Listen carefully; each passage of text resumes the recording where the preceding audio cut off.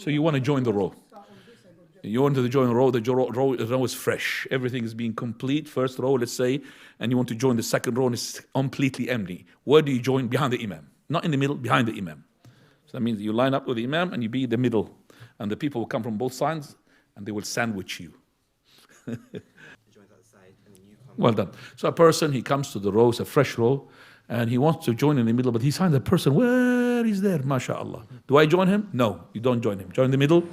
And you could call him while before you start the prayer, brother, come to the middle. You could walk while you are praying. So you could tell him, brother, come to the middle. If he older than him, like me, I'll pull him. Slowly comes. But if you do that, maybe young, he will not accept it from you. Expect a fight. So when you are joining the Imam, and the Imam now is, let's say, in his ruku'. I'm going to say takbiratul ihram. Do I say, what do I say? Dua, which is subhanakallah wa bihamdi, which is the opening supplication of the prayer? No, you say Allahu Akbar, and then Allahu Akbar for the ruku' or the sujood where he is the Imam. There is no opening supplication, there is nothing, because you missed that, all of that.